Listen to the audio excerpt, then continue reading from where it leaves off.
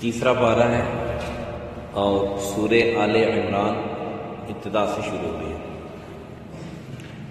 تیسرا پارہ سورہ آل عمران، سورہ بقرہ ختم ہو رہی ہے اور سورہ آل عمران جو ہے وہ ابتدا سے شروع ہو رہی ہے۔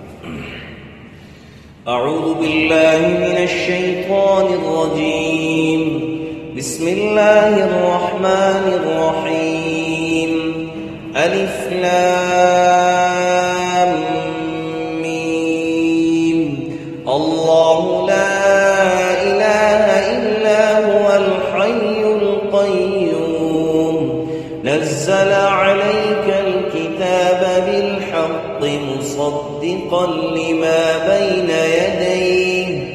مصدقا لما بين يديه وأنزل التوراة والإنجيل، صدق الله العظيم۔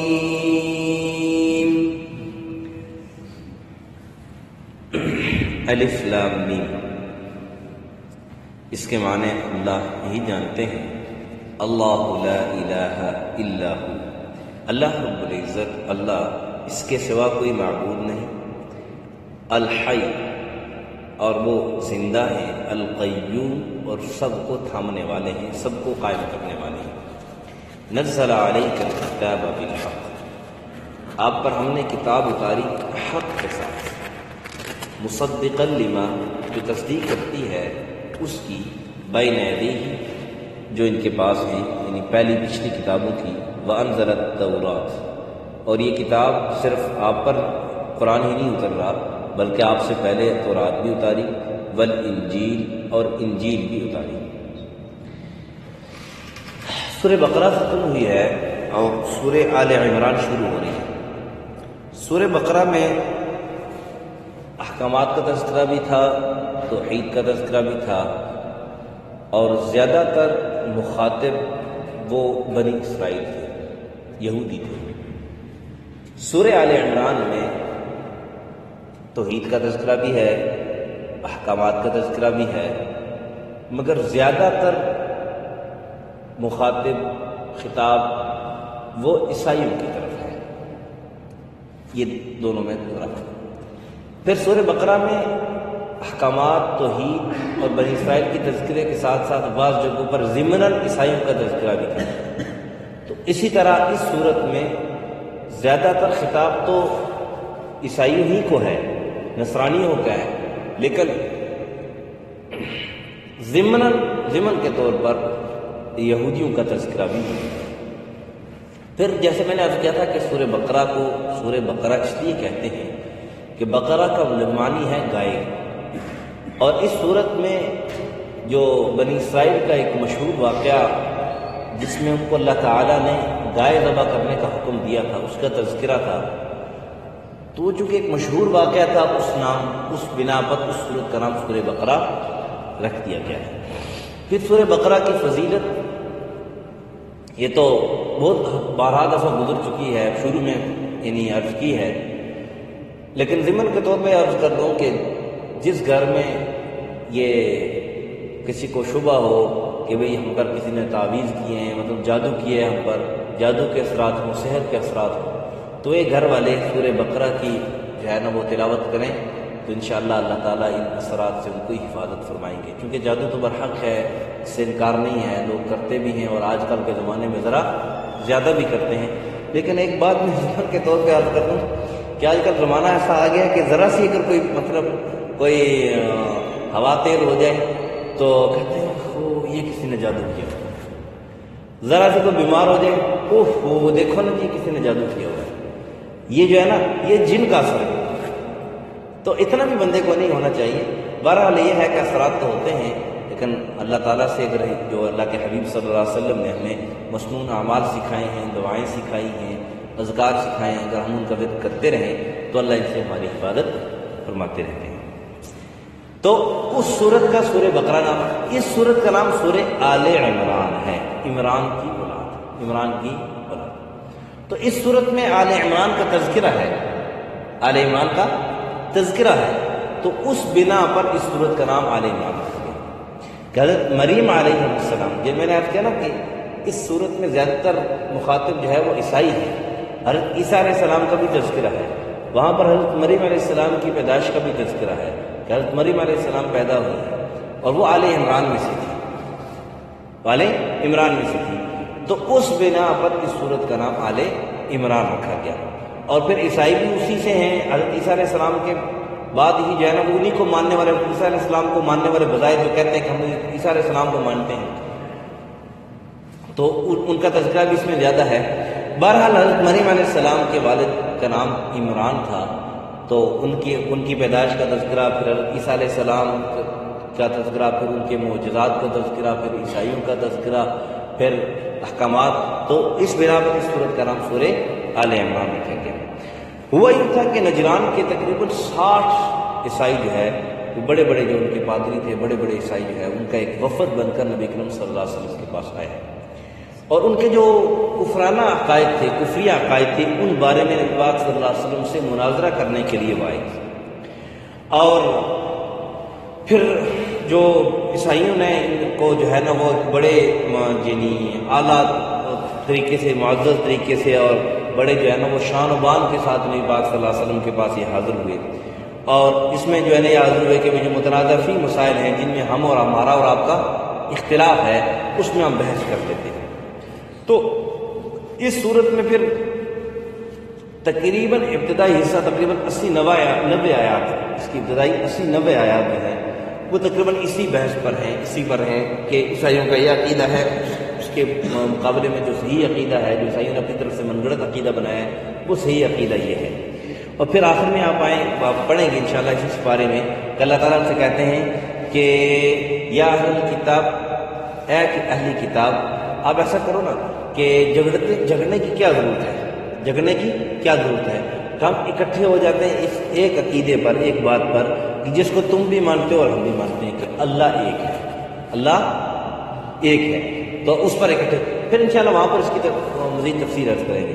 بہرحال اس صورت میں اکثر جو ہے وہ پھر وہ نبی پاک صلی اللہ علیہ وسلم کے بعد جو نجران کا وفد آیا، انہوں نے جو مناظرہ کیا، اور پھر اس مناظرے کے جواب میں نبی پاک صلی اللہ علیہ وسلم نے ان کو جو جواب دیے، تو اس کے متعلق جو ہے نا وہ جو کیا جوابات تھے، ان کا کیا جو ہے نا کیا کس اعتبار سے ان کے سوالات، اس کا جواب کس اعتبار سے بنتا ہے، وہ اس اعتبار سے ان کا جواب۔ پھر اس میں ایک سوال انہوں نے مناظرے کے دوران انہوں نے جو ہے نا وہ یہ کہا تھا کہ دیکھیں جی کہ حضرت عیسیٰ علیہ السلام اللہ کے بیٹے ہیں یا 3 خداؤں میں سے ایک ہے، اس طرح کی یعنی وہ ایک موٹے موٹے جو ان کے عقیدوں میں سے ایک تھے۔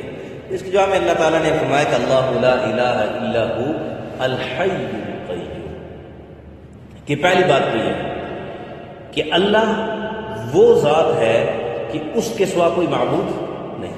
پھر جو کہتے تھے نا کہ حضرت عیسیٰ علیہ السلام یعنی وہ اللہ کے بیٹے ہیں، اللہ کے بیٹے ہیں، تو پھر جو صفات والد کے اندر ہوتی ہیں وہی صفات بیٹے کے اندر بھی منتقل ہوتی ہیں۔ تو اب اگر نعوذ باللہ ثم نعوذ باللہ عیسیٰ علیہ السلام اگر اللہ کے بیٹے ہیں تو پھر اللہ رب العزت تو حی ہے، ہمیشہ زندہ رہنے والا ہے، اور عیسیٰ علیہ السلام پر تو موت آئے گی، موت ان پر، عیسیٰ علیہ السلام پر تو موت آئے گی، یقینی طور پر ان کو دفنایا بھی جائے گا۔ تو بعد میں ابھی تو عیسیٰ علیہ السلام کو اوپر اٹھایا گیا ہے، اس کا تذکرہ بھی آگے آئے گا۔ ان میں نے کیا نا کہ عیسائیوں کے جتنے بھی سوالات تھے تو اس کا تذکرہ تو نہیں ہے کہ انہوں نے یہ سوال کیا تو اس کا یہ جواب، اس کے یہ جو قرآن قصے کہانی کی کتاب تو نہیں ہے، لیکن سمجھایا گیا ہے، سمجھا۔ تو حضرت عیسیٰ علیہ السلام کے اوپر اٹھائے جانے کا واقعہ بھی آ جائے گا، حضرت عیسیٰ علیہ السلام کو اللہ تعالیٰ نے کس طرح اوپر اٹھایا، پھر اس کا تذکرہ اور بقیہ صورتوں میں بھی ہے۔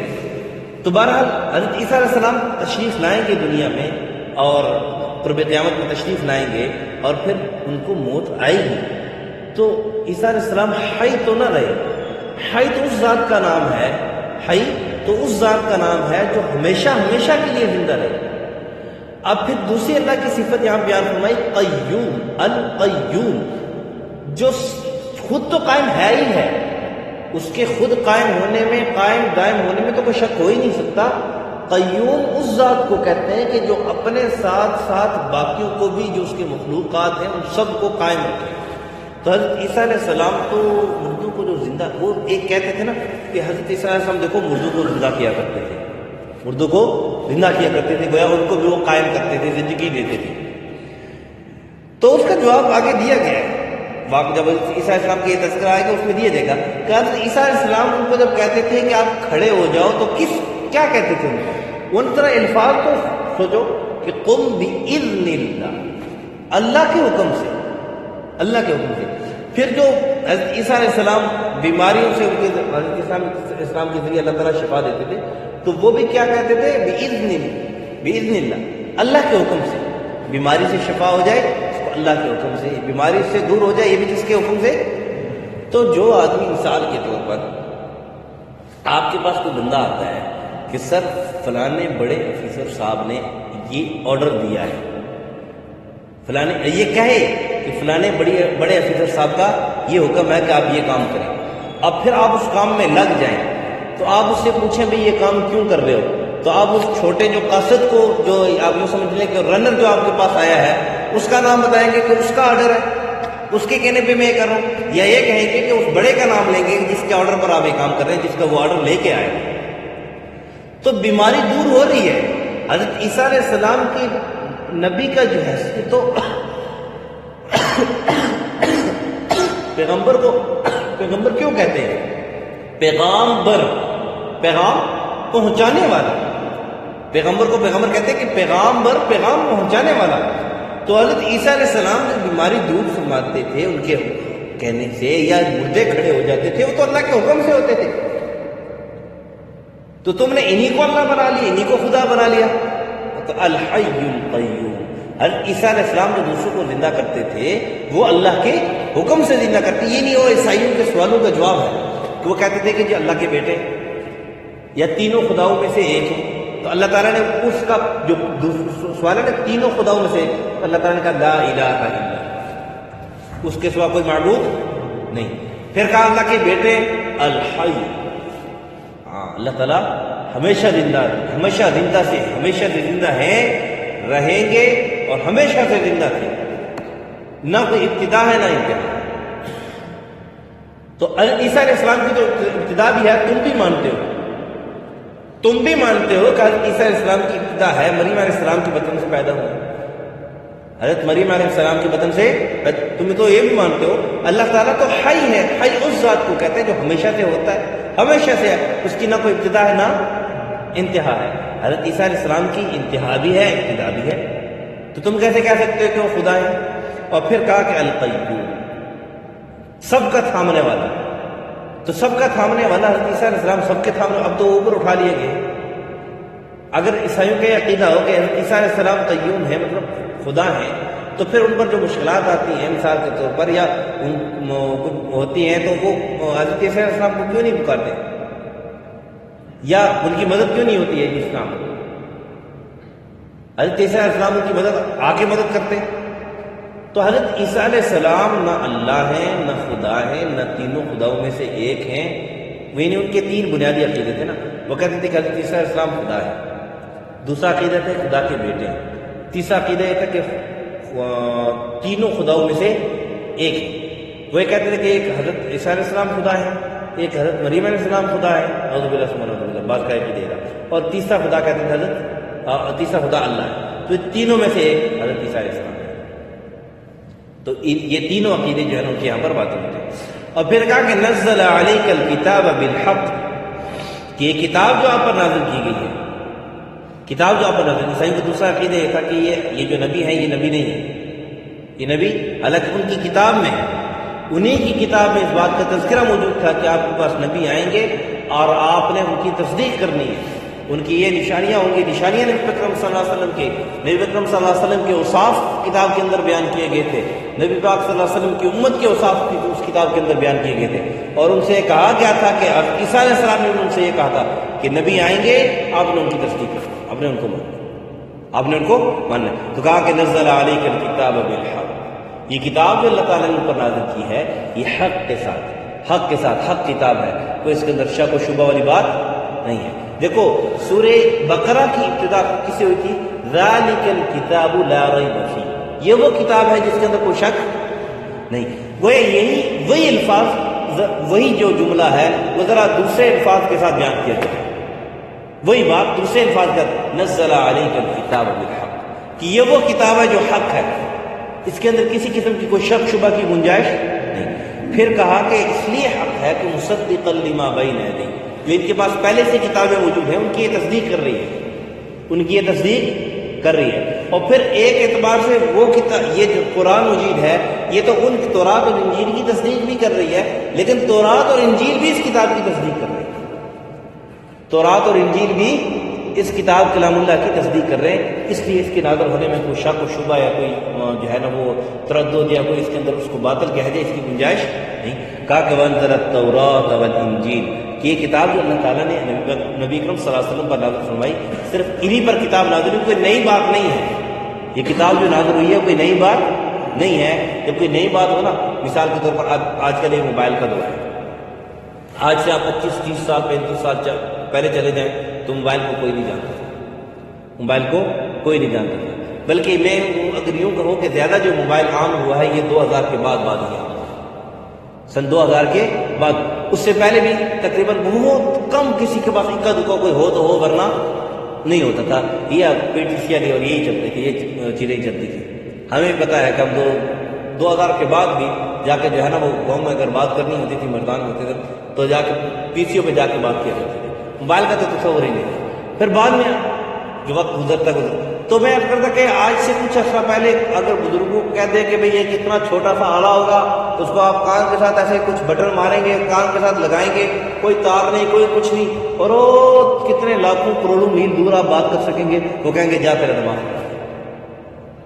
اس چیز کا تصور نہیں، لیکن کیونکہ ان کے لیے ایک بالکل انہونی سی چیز تھی، تو اللہ کہہ رہے ہیں کہ یہ کتاب کوئی انہونی بات نہیں ہے، کوئی پہلی بات نہیں ہے کہ پہلی دفعہ ہی نازل ہو رہی ہے، اس سے پہلے بھی کتابیں نازل ہوئی ہیں، وہ بھی اللہ ہی نے نازل کی، اس سے پہلے جو کتابیں نازل ہوئی وہ بھی اللہ ہی نے نازل کی ہیں۔ وانزل التوراۃ والانجیل، اور تورات بھی نازل کی اور انجیل بھی نازل کی۔